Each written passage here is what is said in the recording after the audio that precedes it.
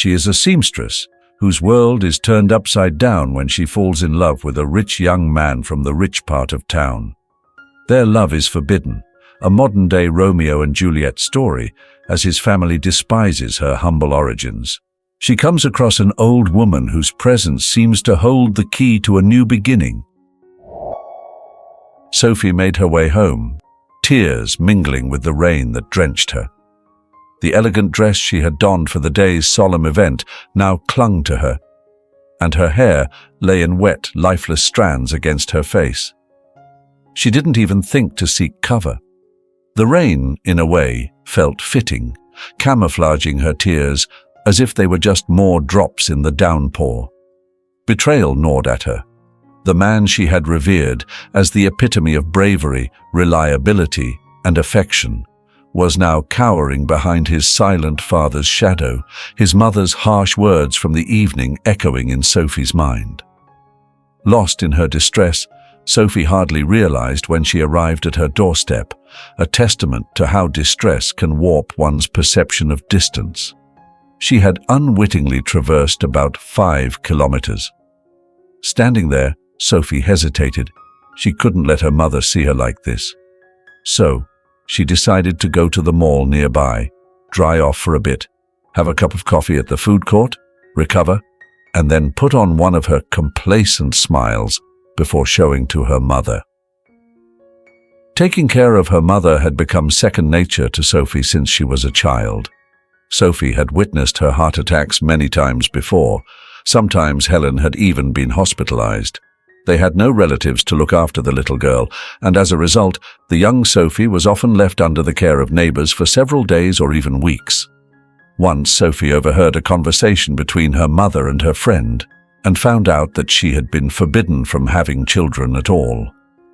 Then the girl, of course, asked her mother questions, and at first Helen denied everything, but eventually she confessed. "Yes, they warned me," her mother said, "but their predictions turned out to be wrong. They didn't believe I could carry you at all. They predicted I'd be dead by midterm. And then I thought, why should I live if I can't have you? You were already with me, living in my heart. How could I get rid of you?" No, it was the truest decision of my life. Sometimes Sophie felt guilty, believing that it was her fault that her mother had such health problems. But Helen, noticing this, always got angry with her. "Don't even think such a thing. I always wanted to have a daughter like you, and I am happy that I defied all predictions. And I was right, by the way. Yes, I have a heart condition, but who can guarantee it wouldn't have happened even without giving birth? I've had it since I was a child. At first, the doctor said I wouldn't survive pregnancy. Then they said I wouldn't survive childbirth. Later, they assured me that you would end up in an orphanage at the age of 2 or 3. And what do we have now?" Helen often repeated to Sophie that she was the most precious gift that life had given her, and that having such a wonderful child was great happiness. Sometimes her mother would talk about Sophie's father. Sophie understood that her mother loved him deeply, even though she knew very little about him. They had met by chance, running into each other on the bridge. The handsome young man had come to the city for a student conference, while Helen was there on vacation for the first time in her life. She worked as a dressmaker in an atelier in a provincial town, and had been saving up money for a year to go on this trip. The two young people immediately liked each other. They spent 2 days walking together on the picturesque streets of the city and sitting in cafes. Mick proved to be an intelligent and interesting conversationalist, captivating the young girl. Helen fell in love at first sight, and at the end of the 2 days agreed to go up to his hotel room. Both believed it was just the beginning of their relationship, but fate had other plans. They agreed to meet at the square at lunchtime the next day, after Mick finished his studies. However, Helen never waited for her lover. At first she suspected that he had deceived her, but he looked at her with admiration, gently holding her hands. No, it couldn't be true. Eyes don't lie. The girl went to the hotel where the young man was staying.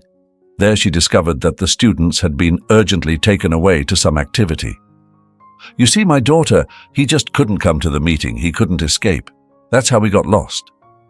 Sophie's mother sighed with a sad smile as she told her daughter the story. There was no social networks back then. No finding each other across the vast expanses of the country was impossible. We didn't have time to exchange addresses. I searched for him, tried to gather information about his city or university from the hotel staff. They refused, claiming it was confidential. I'm sure he was also trying to find me, but at least I still had you. How could I refuse such happiness? Remembering her mother's sad love story, Sophie settled down at a table that was hidden behind a column. She didn't want people staring at her right now. Crowds of people flowed on the upper floor of the shopping center, including couples in love. Young people were hugging and smiling at each other, just like she and Ron had been doing not long ago. The smiling waiter brought Sophie her coffee and wished her a good day. He appeared friendly, but in reality he was indifferent. It didn't matter to him what kind of day Sophie would have. It was just his job. The only person in the world who cared about she was her mother, and her health was deteriorating. Sophie held on to hope that Ron truly loved her too.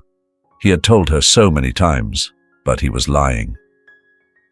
Sophie savored the hot summer aromatic drink, finding pleasure in its warmth. It made her feel slightly lighter, if only for a moment. Maybe it wasn't such a bad thing that Ron had shown his true colors today. It would be much worse if their relationship became more serious, and only then would he reveal his true nature.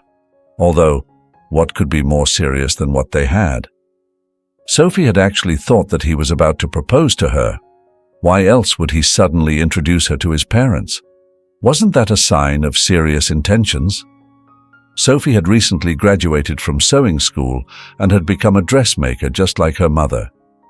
She had adored this craft since she was a little girl, dressing up her many dolls. She enjoyed coming up with interesting designs and selecting fabrics. It was like magic. A piece of fabric or a few scraps were transformed into a beautiful dress, turning any doll into a princess. Her mother worked long hours, leaving Sophie alone at home frequently, but the girl was never bored. Sewing distracted and entertained her and brought her pleasure. Her mother, coming from work, sincerely admired her daughter's creations and predicted her career as a fashion designer. She even met Sophie's main masterpieces to her own atelier and showed them to her colleagues. But of course, Sophie did not become a fashion designer. After finishing school, she attended sewing courses and became a seamstress. She now worked at an atelier close to home. She enjoyed her work and excelled at fitting outfits perfectly to the client's figures. Over time, she was entrusted with the most challenging cases, which she handled with ease. Sophie ordered another coffee to warm herself up. She didn't want to get sick and infect her mother. It could be very dangerous for her. Recently, Sophie had accomplished something almost impossible. She arranged a consultation with a renowned professor of cardiology, and it didn't cost her a thing. Her mother would undergo an examination by the best specialist in the field, who might prescribe a treatment plan to alleviate her condition. Despite being in her 40s, her mother struggled to breathe when walking, like a senior woman. The bathroom cabinet was filled with bottles of medication. All of this worried and frightened Sophie. Somehow, Ron distracted the girl from these sad thoughts. He transported her to another world simply by his existing. The son of wealthy parents floated through like a carefree butterfly, meeting friends, traveling and partying. Always smiling and cheerful, he seemed to radiate optimism to those around him. And of course, Ron was handsome, tall, athletic, and well-defined features, a wide, white-toothed smile, and charming dimples on his cheeks. He perpetually had a bronze tan on his body. Ron often traveled to soak up the sun and splash in the turquoise waves. In addition, Ron dressed stylishly and tastefully. He looked like a guy from a fashion magazine and could easily have become a model, but he had entirely different plans for his life. He was studying at a prestigious economic university, nearing the end of his penultimate year when he met Sophie. The upcoming year held a mixture of challenges and excitement for him. Exams, writing his diploma, graduation, and then joining his father's business. His father was a well-known local businessman and owned a network of car services. What could possibly connect this representative of the golden youth and a financially struggling seamstress? Their fateful meeting took place in a nightclub.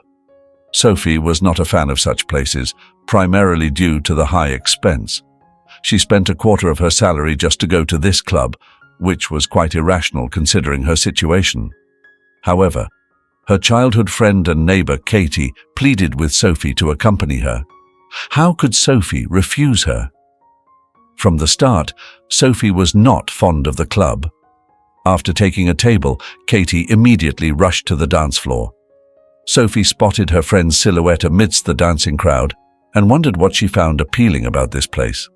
The music was so loud that it felt like the eardrums were about to burst. It was stuffy, cramped, and smoky, but since she was already here, Sophie felt obligated to stay with her friend until the end. She couldn't leave her alone. Katie managed to coax Sophie onto the dance floor a couple of times. "Did you come here just to sit around?" Katie asked with eyes brimming with joy. And so Sophie danced among the crowd of young people. It was indeed enjoyable to let go and surrender herself to the rhythm of the music. During one of these moments, Ron approached her. He stood next to her and started dancing, imitating and complimenting Sophie's movements. The girl felt embarrassed and stopped dancing, but he smiled warmly and took her hand, leading her in a dance. He felt so skillfully and comfortably that it felt as if they were one. It was an irresistible sensation. While dancing, Sophie stole glances at her unexpected partner. He was undeniably handsome, stylish, and impeccably dressed. How could a guy like this even notice her? Perhaps the dance would end, and he would smile and return to his equally affluent friends. But Ron didn't leave.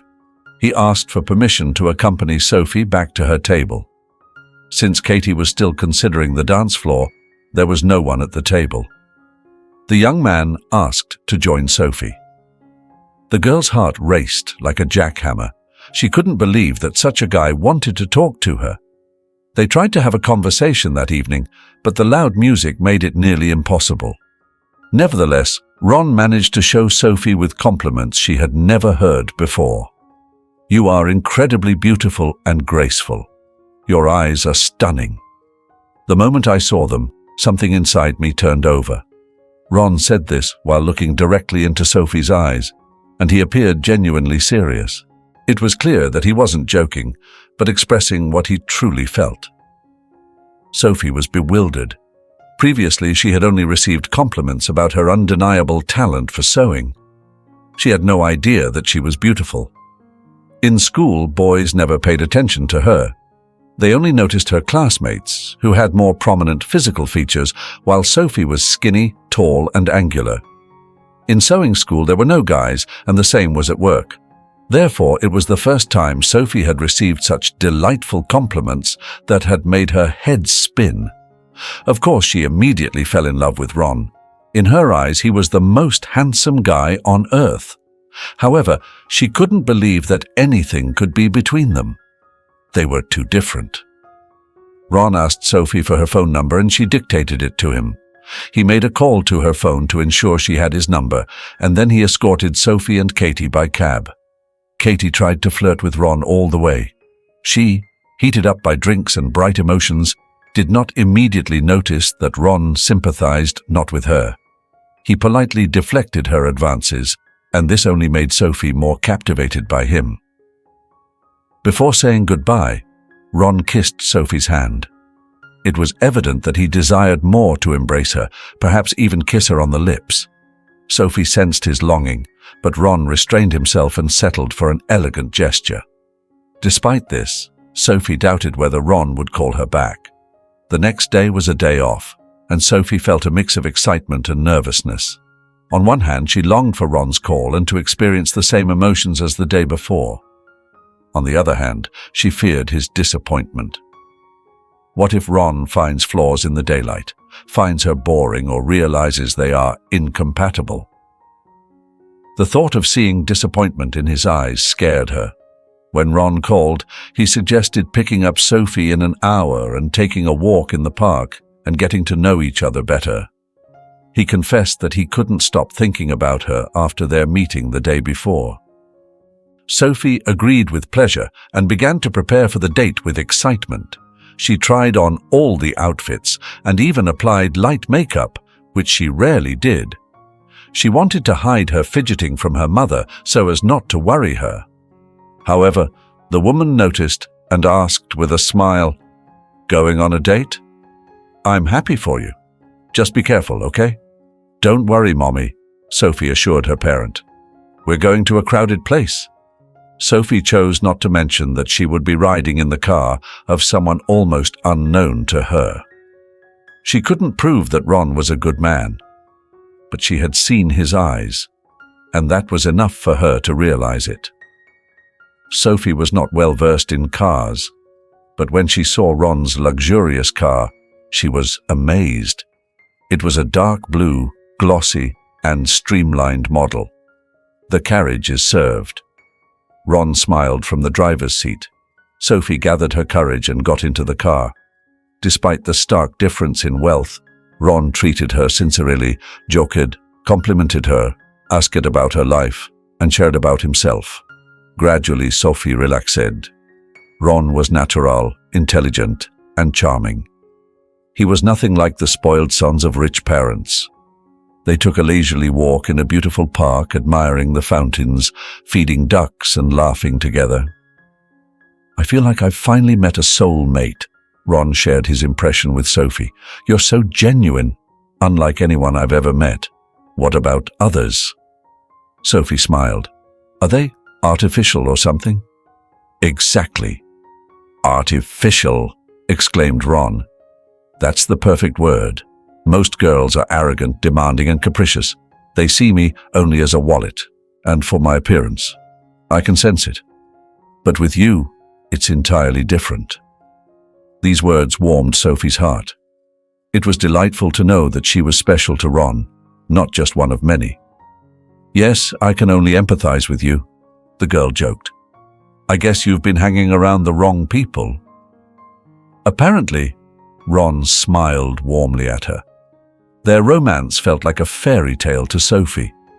Ron made her surprises, showered her with compliments, took her to interesting and unconventional places in the city that she had never even known existed. He genuinely enjoyed her reactions, surprise and admiration. "You're so easy to please, so easy to surprise," he would often say. "It's wonderful. I feel like an entirely different person around you. I can't even put it into words." Ron was deeply impressed by Sophie's sincerity and spoiled nature. He took care of Sophie, aiming to please and protect her. It was incredibly heartwarming. For the first time, Sophie felt like a real princess, beautiful, delicate, and loved. She had never viewed herself in this way before. Helen noticed the changes in her daughter and knew about her boyfriend, and she began asking questions concerned about her daughter's choice. When she learned that he was wealthy, she became uneasy. "Be careful, daughter. Rich people often choose partners who are their equals, and with others they just have fun and spend time." "But what kind of stereotypes are those, Mum?" argued Sophie. "Ron isn't like that. Besides, it's the 21st century, and you're still clinging to relics of the past." "I just don't want him to break your heart," the mother said, shaking her head anxiously. But in the end, Helen was right. Time goes by, and nothing changes in the world. Perhaps Ron was initially captivated by Sophie. She was different from his previous girlfriends, modest, unspoiled, hard-working, without any whims, obedient, and full of admiration. Especially Sophie tried to please Ron by adjusting to his wishes and often agreeing with him, even when she had different thoughts. She wanted him to be happy with her. But they could not have a future together, of course. Only blinded by feelings, the girl refused to accept this fact. Sophie and Ron had already been together for almost a year. Relations between them had become more and more serious. She couldn't imagine life without him, and he also wanted to spend as much time with her as possible. However, Ron was finishing his studies, and his time was limited. One day they were looking at Ron's photos from his travels. "Someday I'll show you all this beauty. You'll look wonderful in a white swimsuit against the waves of the ocean. When I graduate, I'll announce that I have a fiancé." Fiancé? Sophie's heart sank. It seemed like a proposal. "Of course, my fiancé," Ron nodded. "What's wrong with that? It seemed obvious to me that we get married. It's not the right time yet, but the event is just around the corner." Sophie hugged Ron tightly, pressing herself against him and closing her eyes. She felt truly happy. Ron hadn't formally proposed to her. There was no ring or discussion of wedding plans, however. From that conversation, it was implied that they would marry sooner or later. After graduation from university, Ron started working for his father. As expected, he began earning a decent salary. Previously, his parents had supported him, which pleased him greatly. Sophie celebrated with him and dreamt that he would soon propose. However, several months passed after his graduation, and still no proposal came. Then, one day, Ron said that it was time for Sophie to meet his parents, as their relationship was serious. His family was eager to meet his chosen one. Sophie felt anxious about Ron's relatives. Family had always been important to him, and she didn't want to disappoint his parents. "Darling, why are you worried? Everything will be fine." As always, Sophie believed Ron's words without any questions. He had proven to be strong, reliable, and decisive. If he said everything would be fine, she trusted that it would be. The meeting was scheduled for Friday evening at one of the most luxurious restaurants in the city. Sophie checked out photos of the restaurant on social media and grew even more nervous. She always felt awkward in such settings, although Ron had invited her to similar places before. However, this time, she would have to interact with his parents, and she wanted to make a good impression on her future in-laws, hoping for peace, harmony, and warm relations in their future family. Sophie decided not to inform her mother about the upcoming meeting to prevent her from getting excited. Lately, her health had been deteriorating. She often felt dizzy and had heartaches.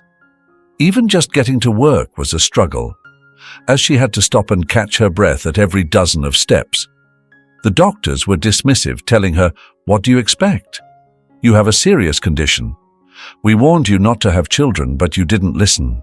The disease is progressing rapidly. We're not miracle workers. We can't perform miracles." Each time Sophie went to the hospital, hoping for a new, effective treatment, she received the same response. But there was hope. A consultation with a renowned professor arranged by Sophie was scheduled soon. Sophie decided to take a bus to get to the restaurant instead of a cab because she wanted to save some money. Payday was still a week away, and most of her earnings for the month had already been spent on her mother's medicine. But the girl didn't mind the bus. She actually enjoyed riding on this public transport across the city, looking out the window. Sometimes she purposely chose longer routes to admire the city scenery and contemplate her own thoughts. However, this time, Sophie couldn't relax. Anxious thoughts kept winding through her mind. Intuition told her that the dinner wouldn't go smoothly. The bus was almost empty, as the rush hour had long passed. Sophie leaned her forehead against the cool glass and wondered if she should have worn a different outfit. The dress she wore was a decent length, but the shoulders were bare. Would Ron's parents consider it too revealing? Maybe she should have opted for a pantsuit instead.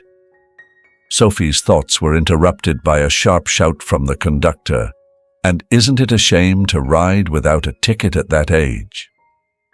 Sophie looked towards the sound at the far end of the bus. An ugly scene was unfolding next to the driver's seat. The conductor, a burly woman with hair bleached with cheap paint and wearing an orange vest, hovered over a gaunt, elderly woman. The elderly woman squeezed into her seat, tightly clutching a heavy bag filled with something, and glared at the conductor with defiance. "I'm telling you, young man, I'm going to the hospital to see my grandson. I spent my last money on treats for him, do you understand? I forgot to leave money for the ticket at all. Is it such a pity if I quietly ride a few stops? The bus is empty anyway, and if it gets crowded, I'll give up the seat. Whether it's empty or not, it's none of your business, the conductor angrily replied. Your concern should only be paying for the ticket. Please pay the required amount or kindly leave the bus. If I let everyone ride for free, I would be fired. The elderly woman continued to explain that she was going to visit her grandson in the hospital and had bought him medicine, food, and other necessities. She desperately tried to reach the conductor's heart, but the conductor remained stubborn, demanding payment for the fare or asking the elderly woman to leave. Sophie felt a deep sympathy for the woman who was so eager to see her grandson. The fare wasn't a significant amount. Though Sophie wasn't wealthy, she knew she could spare some change for a good deed. Here, I'll pay for this, Granny, Sophie said, handing some change. The conductor looked at the elderly woman contemptuously and gave Sophie a ticket. Sophie immediately handed the ticket to the old woman and intended to return to her seat. However, the grateful passenger grabbed Sophie's hand with her dry, unexpectedly strong palm. Thank you for your kindness, she said fervently. My name is Mrs. Looper. Don't think I'm some beggar. I have a good pension. I've worked at the factory all my life. It just so happens that today I spent every penny of it. Give me your phone number and I'll transfer the money to you as soon as I can. Sophie was taken aback by this surprise. It turned out that this old woman knew how to use mobile banking. Quite a modern elderly lady indeed. No, it's not necessary, Sophie insisted. On the way to the hospital, the old woman expressed her gratitude to Sophie and shared stories about her grandson, Douglas. It seemed he was a very commendable young man. The grandmother was concerned about him, as he had been hospitalized with injuries after a car accident. And then the elderly woman got off at her stop, and the rest of the way Sophie traveled in silence. The chatty woman had momentarily distracted her from her anxious thoughts and eased her excitement. But as soon as Sophie was alone again, her worries turned, maneuvering in her mind. The luxurious atmosphere of the restaurant heightened Sophie's excitement. She immediately noticed the table where Ron and his parents were sitting. Upon spotting her, Ron greeted her with a smile, approached her, embraced, and complimented her appearance. All of this, of course, lifted Sophie's spirits. She always felt safe next to Ron, as it later turned out, falsely. Ron's parents looked exactly as Sophie had imagined them. His father, an athletic and well-groomed man, with elegant grey hair at his temples, had a tan and handsome features with dimples on his cheeks. It was clear who the son resembled. The mother was also well-groomed, appeared as if she frequented beauty parlors. Her face was smooth with flawless skin, impeccable manicure, and regal posture and cold gaze from her light blue eyes. Sophie felt as if she had been hit by an icy shower when she looked at her. At that moment she understood everything on an intuitive level, although hope for a favorable outcome still lingered in her mind. Well, hello, dear young lady. Ron's father greeted Sophie without a smile. Good evening, the girl greeted with a broad smile. Finally, we meet you, Ron's mother said, stretching her lips into a semblance of a polite smile, but her eyes remained serious and cold. Everyone introduced themselves, and the waiter brought their order. Initially, the conversation revolved around trivial topics, the weather, city news. Sophie inserted her own lines periodically, trying to be an active participant in the conversation. After each of her statements, Ron's parents exchanged meaningful glances. Sophie observed their reactions attentively, as did Ron. He looked at his parents' faces, trying to gauge their emotions. At that moment, he appeared less like an independent adult and more like a small child, and Sophie didn't particularly like that change. Tell us a little about yourself, Ron's mother asked, as Ron is serious about you because he doesn't introduce us to every girlfriend he has. Although, of course, this is not the first time it has happened. Ron tends to fall in love easily. Nevertheless, I would like to know more about you. Sophie was taken aback by the mention of not the first time. It was clearly insinuated that she was not unique and one of a kind, but rather one of many. The tone of this wealthy, well-groomed woman was hostile, with a metallic edge to her voice, and so Sophie began to speak. Ron's parents occasionally asked clarifying questions about her mother, her father, her work, and her educational background. The girls' answers elicited a strange reaction from them. They exchanged glances and smirked. It was unpleasant. As for Ron, he sat next to his mother in silence. He didn't even attempt to lighten the atmosphere or support his girlfriend. "And why sewing school?" Ron's mother asked. "You probably didn't perform well in school. Otherwise you would have gone to college and gotten a more promising field, wouldn't you?" Sophie let the barb pass by her ears. It was clear that this lady was trying to hurt her, to provoke a reaction, but she wouldn't give her the satisfaction. Sophie did well in school, very well in fact. It's just she had to start working earlier. Her family's financial situation was very precarious. However, she wasn't going to explain all of that to these people at the moment. Meanwhile, the conversation became increasingly unpleasant, with Ron's parents asking more and more personal questions and making unpleasant remarks. It felt as if they were dissecting Sophie from the inside out. The girl spoke about herself, but felt ashamed of her own biography, even though she hadn't done anything wrong to anyone. Von's mother thus commented on everything that Sophie said, that the girl felt herself next to these people as a poor and limited dullard who did not have enough brains for higher education, a lazy girl dreaming of getting a rich heir and thus solve her life problems. Or maybe that's what she really was. A sudden realization struck Sophie, under the unfriendly woman's icy gaze, that she really counted on Ron's help in the treatment of her mother. As for Ron, he remained silent, and Sophie felt betrayed as he made no attempt to defend her. It was completely out of character for him and left the girl even more confused. Ron had always been by her side, supporting and encouraging her. Now he resembled a scared little boy, afraid of his parents' disapproval.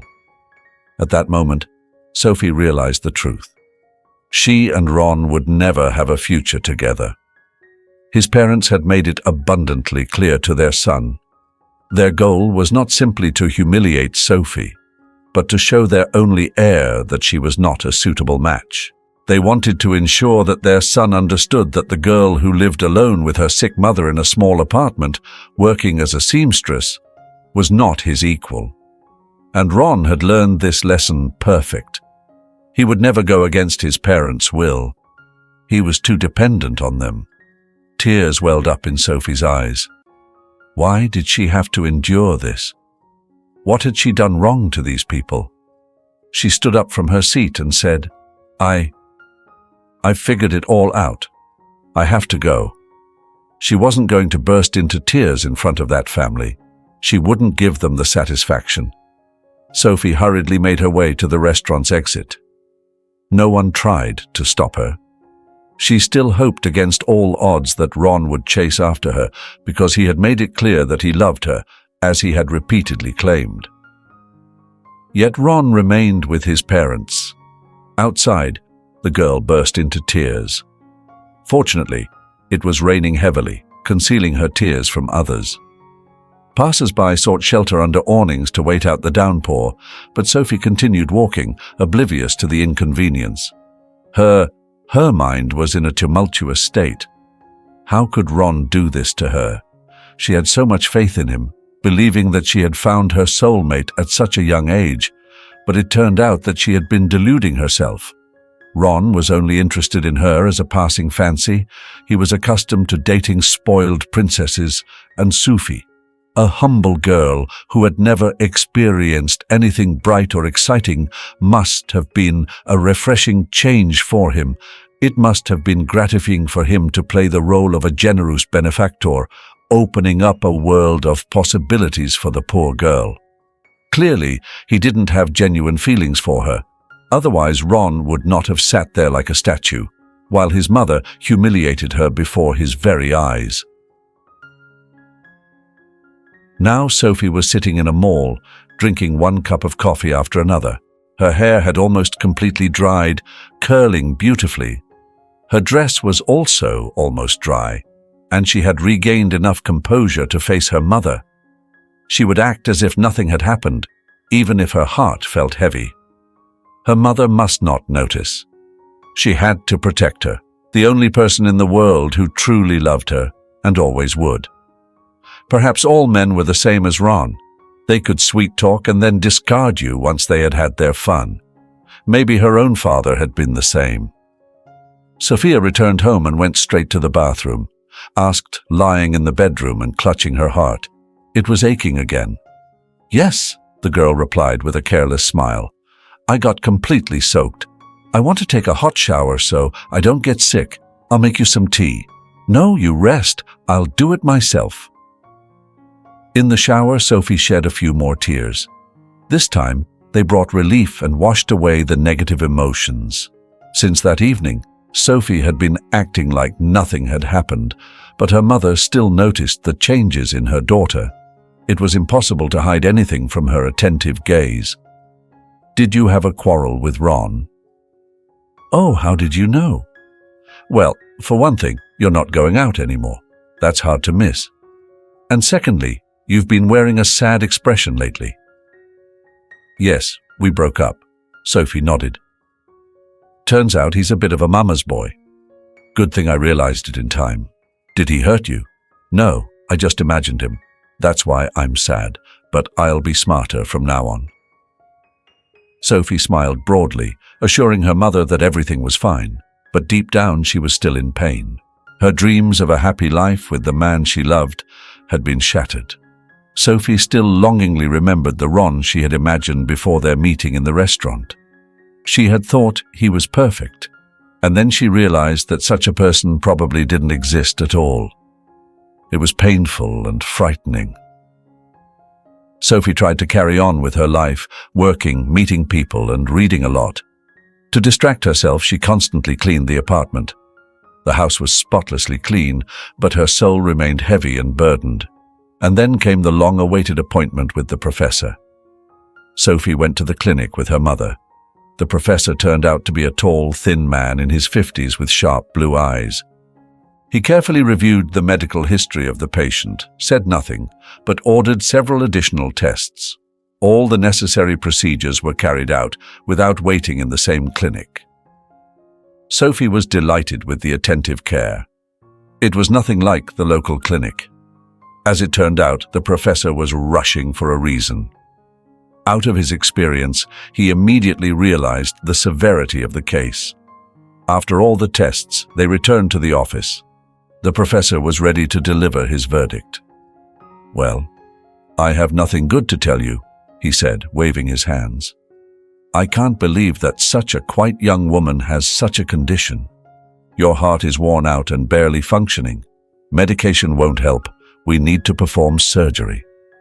Sophie gripped her mother's hands tightly as she listened intently to the doctor, trying to remain calm. "The surgery should have been done a long time ago. I don't understand how your primary doctor let the situation deteriorate like this." Irritation was evident in the professor's voice. "You could even consider suing him later, but for now the main focus is the operation." The professor then provided the details. The upcoming operation was complex, very complex. Every cardiac surgeon would be willing to perform it on a patient in such a condition. Treatment in the capital was necessary, which meant travel, accommodation, and payment for expensive medications. And the operation itself cost some money. Insurance didn't cover everything. Sophie and her mother had no way of coming up with such a sum, unless they sold their apartment and ended up on the street. "It must be done as soon as possible," said the professor seriously, looking at the bewildered visitors. "Every day counts." "What happens if I don't have the operation?" asked Helen. I can't imagine where we would get that kind of money. Is medicine therapy an option? No, the doctor replied. Medication won't help, only surgery. On the way home, both mother and daughter remained silent, lost in their own thoughts. The woman faced a difficult choice: to fight or accept the situation as it was, knowing that the odds were stacked against them. Sophie feverishly searched for a way out, seeing no other option but to fight for her mother's life until the very end. Once home, the first thing the girl did was call every charitable foundation. Sophie hoped for their help and was certain they would assist, but no one was willing to help. She received different responses to her appeals. Some said that they only specialized in helping sick children, as if adults didn't face difficult situations or have a desire to live. Others gave unclear refusals without providing reasons. Only in one place did Sophie get some clarity. You see, explained the woman who answered the call with a guilty voice, your situation isn't spectacular enough. People feel sorry for little children and donate money to them. They also help the mothers of these children so that they don't become orphans. But your mother is an adult, working, and she has already raised her daughter, so there's practically no chance people will respond to your request. Sophie was grateful to her interlocutor for this harsh truth. At least now she understood why all funds were rejecting them, and it meant that they had to find other ways to overcome their difficult situation. Mum, let's lower the price of the apartment so that we can find a buyer soon, the girl suggested. What do you mean? Sighed her mother. We don't even know if the operation will help or not. Plus, if we sell the apartment, you'll be left without a home. No, Sophie exclaimed. No, don't even think about it. We'll find the money. Sophie dedicated every free minute to searching for job vacancies. She was ready for anything to make money, but she quickly realized that this wasn't a solution. By the time she secured a job and worked for a couple of months to apply for a loan, precious time would be lost. Sophie felt desperate. She cried every day out of helplessness, concealing her tears from her mother. But Helen, on the other hand, seemed surprisingly calm. She appeared to have accepted her fate and didn't even attempt to do anything, knowing it would be futile. One day, Sophie took a desperate step. With no one else to turn to, she dialed Ron's number. Yes, they hadn't communicated all this time. Ron didn't call, didn't write, and didn't even attempt to apologize to his parents at the restaurant. It seemed he was content with the fact that Sophie had disappeared from his life. After everything that had happened, the girl despised Ron, reading him as a small-minded mama's boy. Even his name itself irritated her. She deleted all the joint photos so that she wouldn't accidentally stumble upon them on her phone. Those pictures hurt her again. She was so happy in them, so in love, and had no idea what lay ahead. But anyway, only Ron could help her. He was wealthy and would probably lend her the necessary amount, even with interest, just to get the money as soon as possible. The bank would never have given Sophie such a loan. Her solvency was too low. Of course, it wasn't easy to dial Ron's number, but it was for her mum's sake. If not for her illness, Sophie, of course, would never turn to him. Ron answered immediately. His voice sounded a little surprised, but the guilt or remorse in it did not sound. Ron spoke to Sophie as if nothing had happened, as if he had a former classmate suddenly called. About your upset feelings now, I just don't like that sort of thing. It's all in the past. Let's move on. It's not about my upset feelings at all, sighed Sophie. You see my mum, she's very sick. I've told you, remember? She has a heart problem. I remember something like that. So, what's up? Well, she needs surgery or she's going to die. I'm sorry, that's sad. I hope she's going to be okay. The problem is the operation isn't free. It costs a lot of money, and the insurance doesn't cover everything. We don't have that kind of money, and there's nowhere to get it. Ah, that makes sense. Ron grinned. Wow, my mum turned out to be a visionary. She warned me that this is how it will be. What do you mean? Sophie asked. She said that, since the fish is off the hook, you'll try to snatch your loot differently. Really, Mum? Thought it would be a heartbreaking story about your own illness, or the news of your suddenly discovered pregnancy. But you brought your mother into it. Sophie was taken aback. Did Ron really think she was just trying to spin him for money? Did he completely understand nothing about her while they were dating? How can Ron say that? It's hurtful, painful, hard, unfair. And these reproaches and accusations of mercantilism hurt her soul. However, Sophie took herself in hand. She couldn't show weakness and take offense now. Ron was her last hope. Ron, listen, it's not true. I can show you the medical papers, the professor's report, the price list of the clinic. It's all easy to make up, the man argued. The professor will call you himself. I'll ask him. Are you kidding me? That call could be made by anyone. Do you think I'm a fool? Ron, it's true. I'll prove it. And besides, I'm not just asking for money. I'll pay it back. I'll pay both the debt and the interest. The main thing is to pay for the operation as soon as possible. They won't give me a loan. My salary is too small. Well, how are you going to pay the debt then? You've said that you can't afford the loan. I'll work part-time day and night, but I need the money right now, Sophie said, and looked with pleading at Ron, but he stayed adamant. Yeah, that's a truly heartbreaking story, but it's a shame that such talent is wasted. You could write novels or play at the theater. Ron, it's true. I'm sick of it, replied the man sharply, tired of listening to this nonsense. And after all, I initially still felt guilty that it all turned out so. You seem to me a naive and sincere girl, and now I see that my mother was right, accurately predicted your behavior. That's it, don't call me again, said Ron, and hung up. Sophie dialed Ron's number again and again. She thought that she simply had failed to convey to him the seriousness of the situation. She should explain it better, he would understand, but Ron seemed to have blocked her number. That's all. The last hope evaporated like dew on a hot summer day. Sophie had no idea who else to turn to, and Ron again trampled and humiliated her, made it clear that he considered her as a fraud. Tears spurted from the girl's eyes. She couldn't and didn't want to hold them back. She'd been crying a lot lately. Sophie was at the bus stop. Good thing there were no other people around. How would they react to a girl sobbing at the top of her lungs? Sophie powerlessly sank on the bench, wrapping her arms around herself. Her whole body was trembling uncontrollably. It felt like hysteria. Sophie was exhausted from fighting, tired of being rejected after knocking on every door, and then, wrong, she had turned to the man who had once trampled and humiliated her, and he had done it again. But the worst part was that Sophie couldn't help her mum.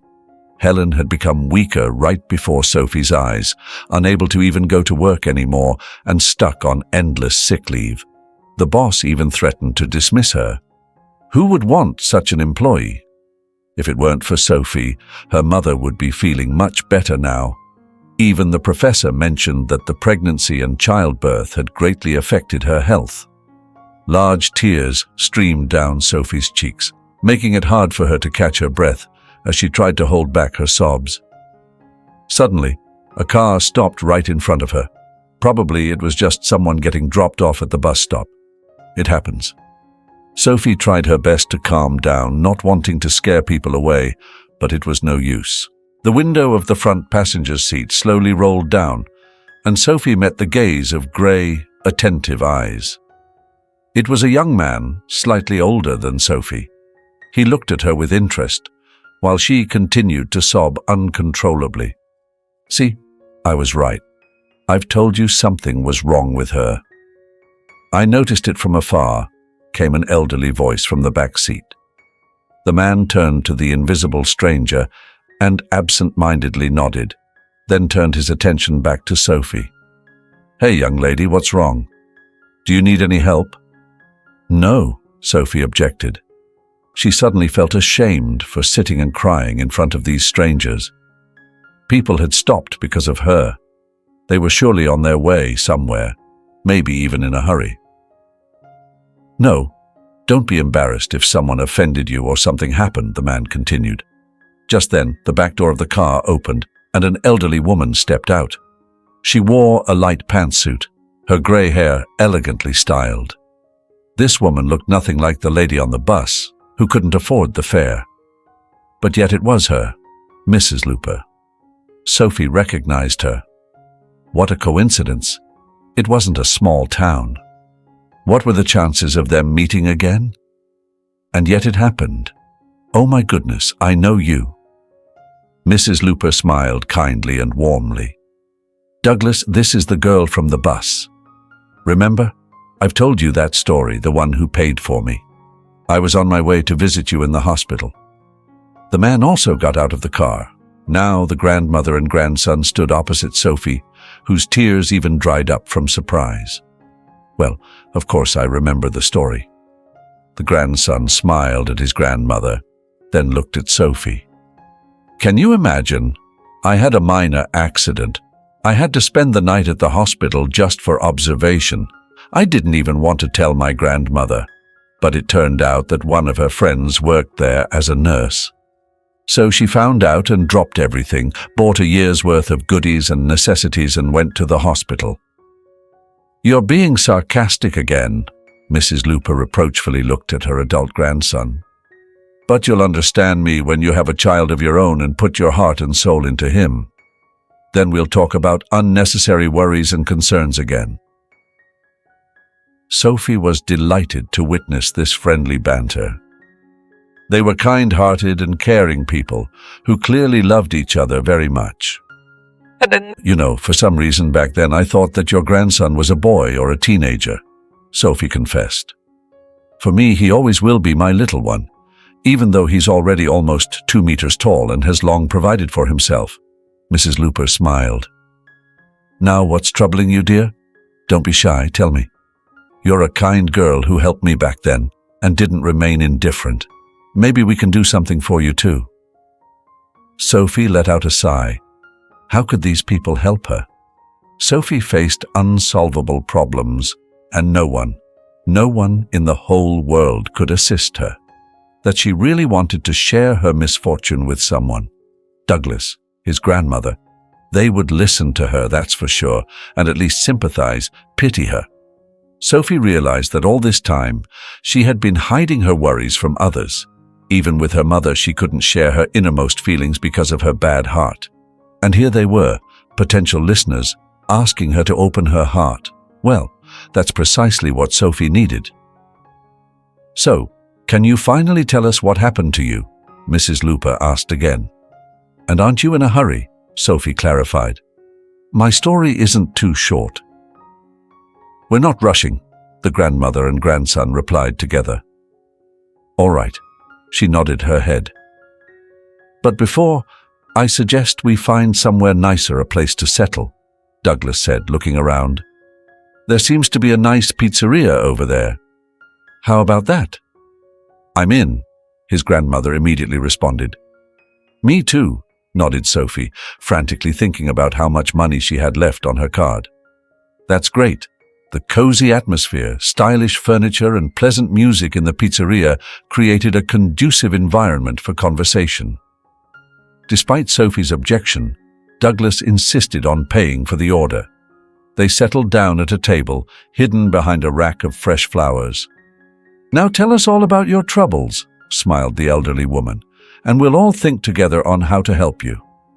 All right, Sophie nodded, still puzzled as to why these people would listen to her, let alone help her. So what if she paid for her on the bus? It's nothing. It's not worth even discussing. And Sophie proceeded to tell them everything about her life, with her mother in a tiny apartment, and about the constant feeling of guilt for her life and health that Sophie had experienced from a very young age. She mentioned Ron. She didn't go into details about the behavior of Ron's parents, but simply mentioned that they made it clear she wasn't a good match for their son, and that she broke up with her fiancé afterwards. This part of the story wasn't particularly relevant, but Sophie felt the need to share her disappointment in her beloved man. "Rotten people," said Mrs. Looper. "Nothing good will come into their lives. They will marry their son off to a suitable lady, but there will be no love or harmony. I've seen many examples of this. Life will punish Ron and his parents more than once." Douglas said nothing, but he looked at Sophie with such sympathy, such empathy, that words were unnecessary. Then the girl talked about the consultation with the distinguished professor and his verdict. "And now, my mum needs an expensive operation urgently. I've tried to find the money. I've done everything. I even turned to Ron, but he said that I was a scammer. That's why I burst into tears at the bus stop after talking to him." "What a fool!" exclaimed the elderly woman in her heart. "He doesn't know anything about people. I see you for the second time in my life, and I understand that you are a very honest and modest girl, yet he has known you for so long and hasn't realized anything. He is a real fool. In short, I have nowhere to get the money," summarized Sophie, "and without the surgery, my mum. The girl couldn't bring herself to say the terrible word, but the listeners understood. Mrs. Looper put her arm around Sophie's shoulders and started stroking her head. Sophie cried, unable to stop these foolish tears. For the first time, she was truly being listened to. For the first time, she was being sympathized with. That meant a lot. But the trouble didn't go away. The problems didn't disappear on their own, and money didn't materialize out of thin air. The old woman comforted Sophie with soothing words, making her feel better. Meanwhile, Douglas stared at them in silence, lost in thought. "How much money are we talking about?" the man finally asked. Sophie provided the figures, which were driving herself to panic. Douglas raised his eyebrows in surprise. "And there's no way this operation can be done for free. And there's no way this operation can be done for free." "It can," replied Sophie, who had regained control of her emotions, with the help of the kind woman. Sophie cried again, unable to stop these foolish tears. For the first time, she was truly being listened to. For the first time, she was being sympathized with. That meant a lot. But the trouble didn't go away. The problems didn't disappear on their own, and money didn't materialize out of thin air. The old woman comforted Sophie with soothing words, making her feel better. Meanwhile, Douglas stared at them in silence, lost in thought. "How much money are we talking about?" the man finally asked. Sophie provided the figures, which were driving herself to panic. Douglas raised his eyebrows in surprise. "And there's no way this operation can be done for free." "It can," replied Sophie, who had regained control of her emotions with the help of the kind woman. "You can get it for free, but you have to wait in line for almost a year. My mum doesn't have that much time." "Well, I am willing to contribute such a sum for her treatment," said Douglas.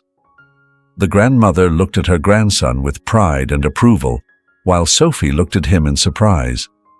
Could Douglas provide such a large sum of money? He didn't seem like a rich man at all. He dressed modestly. His car was good but not fancy like Ron's. Besides, how could she accept such a generous gift from almost strangers? "I'm afraid I don't think I can accept that amount of money. It just doesn't seem right." "It's right and fair," reassured Mrs. Looper. "You helped me in a difficult situation, and now Douglas is helping you. It's like a boomerang. Have you heard of it? But the sums are very different." "So what?" the elderly lady persisted. "It's a matter of opportunities. Don't worry," smiled Douglas, placing his warm palm on Sophie's hand in a friendly and comforting gesture. "I do have the means. Besides, I set aside a certain amount of money for charity every year. It's a firm rule, so—" Sophie couldn't understand anything. If Douglas was such a rich man, why didn't his grandmother have enough money to travel with him? "Douglas is a good boy, a successful businessman," proudly declared the elderly lady. "I raised him from infancy after his parents died. I'm not even his real grandmother, just a lonely neighbor who couldn't bear the thought of my nice neighbor's child ending up in an orphanage. I took him in and raised him as my own grandchild, and he was smart and serious from a young age. I knew he would go far, and he did. Grandma never misses a chance to brag about me, smiled Douglas. But she's right. I've managed to build a successful business that generates a stable income. We specialize in custom-made furniture and have branches in many cities. Therefore, I allocate a certain amount for charity every year. Let this year be for your mum. Moreover, it seems like fate itself orchestrated our meeting. What were the odds of us crossing paths exactly when you were sobbing in despair and helplessness at the bus stop? Such coincidences just don't happen. So you can really give us that much money? Sophie still couldn't believe her luck. But I just can't accept it for nothing. Let's make it as a loan. I'll repay the debt little by little until it's fully paid. Oh, you're so stubborn, Mrs. Looper exclaimed, throwing her hands up. I understand your hesitation. Oh, Douglas shook his head, looking at Sophie with care. So, here's my new proposal. I've been wanting to invest in a new venture for a while. We can establish a company for you, an atelier that specializes in custom-made clothing. Based on your story, it seems like you're a talented dressmaker. Your mum's medical bills can be a part of the investment in this atelier. Eventually, when the business starts generating profits, which it will, because I'm good at that sort of thing, you can gradually repay me from the investor's share of the profits. Do you understand? Sophie nodded. It all felt like some kind of fairy tale. Investments, a new company, an interesting job, and most importantly, money for her mum's surgery. Was this really happening? The girl was suddenly afraid that now she would wake up and it would turn out that she just saw a wonderful dream. But no, everything turned out to be true. They all exchanged their phone numbers. "Call me when your heart feels heavy," said the elderly lady, "and don't disappear. You're a wonderful person, and I enjoy talking to you." And then everything started to move quickly. Sophie's life was changing day by day. These changes even made her feel a little dizzy. First, Sophie's mother was sent to the Capital Clinic for surgery. Douglas not only paid for the necessary medical procedures, but also organized everything down to the last detail. He bought tickets, arranged rent for Sophie, arranged a comfortable room for her mother, and found all the rare medicines on the list. Sophie couldn't have done it herself, especially not so quickly, and Douglas, he solved all the problems as if by magic. He was truly wonderful. Douglas was a man of few words, especially outside of business. Unlike his grandmother, he was quite reserved. Often, Douglas and Sophie would travel together for work, and they would both remain silent. But the silence was not uncomfortable. It was warm and accepting. Sophie was perfectly aware that she had been falling in love with him. Well, it was easy. He was just perfect. But every time she had these thoughts, she would restrain herself because Douglas probably had a girlfriend. He wasn't married, there was no wedding ring, but surely he wasn't single. His chosen one must be perfect too, some beautiful woman with a model appearance, a pure soul, and impeccable manners. Sophie could never compare to that, so Sophie could only dream from time to time that one day Douglas would notice her as a woman. But these dreams remained impossible. Or so it seemed to Sophie, for 2 weeks while her mother was recovering in the capital. Every day she visited her mother, brought her treats and cheered her up. The doctor said the operation was successful and even joked that the patient managed to jump into the last carriage of the departing train. Just a little more and, well, Douglas and his grandmother came to save Sophie and her mother at just the right time. Douglas's grandmother was always in touch. She asked about Sophie's mother's health, rejoiced with the girl at her apparent improvement. She also suggested places to visit in the capital during Sophie's spare time. It was very exciting, as she had never been there before. Douglas would also often call, but their conversations were mostly business-related. He was busy registering a new company. Sophie was supposed to be its director and chief designer. This made Sophie slightly worried. Would she be able to handle it? No, She could design and sew new models. That was her talent. It was great that she would finally have the opportunity to earn money doing something she truly loved, something that inspired her. She had long felt like she was wasting her talent working as a simple dressmaker in an atelier. Fitting clothes to someone's figure was completely different from creating custom-made outfits.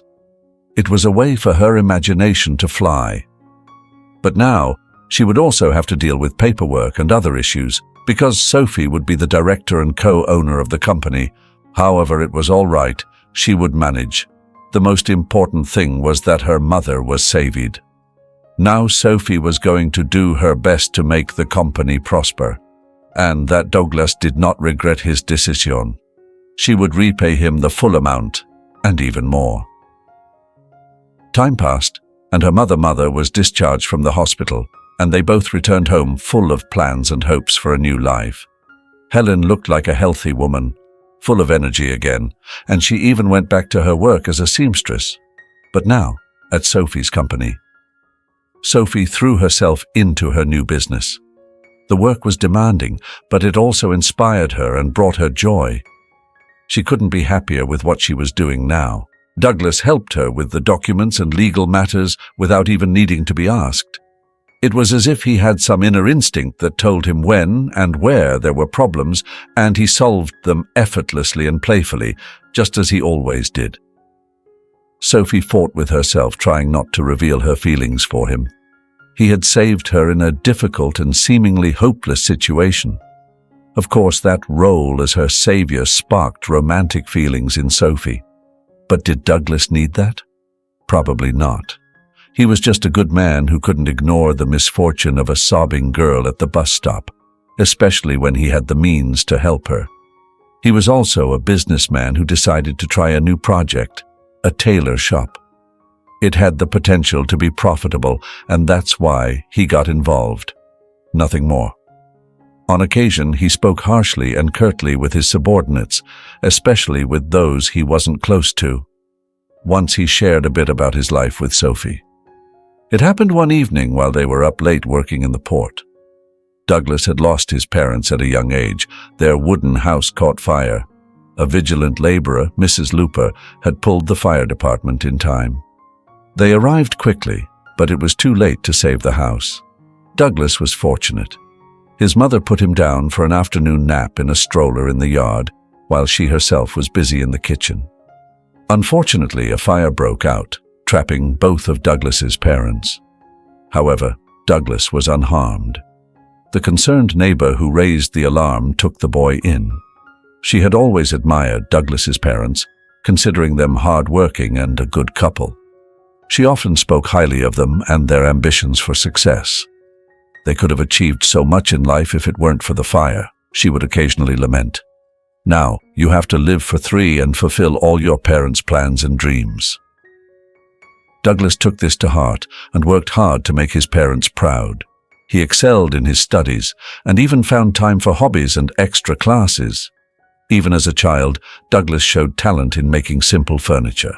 At the age of 15, he and a few friends sold their creations in his garage. The lightweight chairs and tables quickly sold out, and by his 20th, he had his own company with employees and suppliers. He then decided to attend a local college to learn how to properly and legally conduct his business. He successfully listened to the economic program and eventually expanded his little company. Sophie was even more interested with Douglas after hearing his story. What an incredible man! From making homemade furniture to owning a network of furniture production. Amazing! Lucky for his girlfriend. I wonder what she's like. And how does she feel about the fact that her beloved literally disappears day and night to work with his furniture mini-empire? And now with my atelier, thought Sophie sometimes. Over time, she became more business savvy and started handling most issues on her own, without relying on Douglas's help. She even fulfilled her long-standing dream of getting her driver's license and buying a car. Sophie was a cautious driver, but unfortunately she couldn't control the actions of other reckless drivers on the road. One day she encountered a driver who was breaking the rules of the road. It happened at an intersection, and the airbag failed to deploy. Sophie hit her head on the steering wheel, resulting in a minor forehead injury. An ambulance arrived and took her to the hospital, where she received a few stitches. As Sophie sat in the treatment room and the surgeon worked on her forehead. Because of the painkiller, she wasn't feeling any pain, and her mind was preoccupied with the damage to her car. When the tow truck took the car away, Sophie didn't have a chance to see the extent of the damage, but it was clearly more severe than her own injury. After the surgeon finished, Sophie was moved to a hospital ward. "Can I leave now? I feel fine, and there's a lot of work waiting for me today," she asked. "No," the doctor shook his head. "You'll need to spend 24 hours in the hospital to rule out a concussion." Sophie was bored in her ward. She had told her mother that she would spend the night at her friend's house, not mentioning the accident. Sophie, as usual, tried keeping her mother far from stress, even though her health was not a cause for concern anymore. As Sophie was lying on the bed scrolling through her newsfeed, the door of her ward opened with a loud noise. Douglas stood in the doorway, his hair disheveled and anxiety in his eyes. Seeing Sophie staring at him in surprise, he jumped up to her and hugged her tightly. "I was so afraid of losing you." A wave of warmth washed over Sophie as Douglas spoke these words sincerely. He cared about her. She pressed herself against him with delight. She had of this moment for so long. "I was afraid something serious had happened to you," Douglas said, pulling back slightly and looking into Sophie's eyes. "I saw a photo of your mangled car in the local news. I recognized the license plates. It said that the driver was taken to the hospital in serious condition. I couldn't bear the thought of losing you." "I'm fine," Sophie smiled. "They exaggerated a bit to make it more interesting for people to read. I just have a scratch on my forehead. The doctor put a couple of stitches, that's all." Douglas smiled back. "I suppose there's no reason to keep it a secret any longer. I held back because I didn't want to cause you any embarrassment or discomfort. It's hard to pinpoint exactly when, but I realized I had feelings for you. It could have been during the story of your ordeal at the pizza joint, or perhaps it solidified while we were coordinating your mum's medical care. I'm not entirely sure. But to me, you embody sincerity, honesty, and beauty like no one else I've ever encountered. Learning about your accident today struck me with a fear of possibly losing you, a fear I've never known before," he confessed. Sophie's smile in response was gentle, filled with unspoken words. She believed that Douglas could see the depth of her feelings in her gaze, even if she wasn't ready to voice them just yet. "It seems you're now experiencing what your grandmother once did," Sophie said, her smile broadening. "Recall her words at the bus stop about one day, understanding the fear for a loved one's safety. It looks like that day has arrived." Douglas's eyes shimmered with realization and joy. Granny was right, as she always is, and that applies to everything.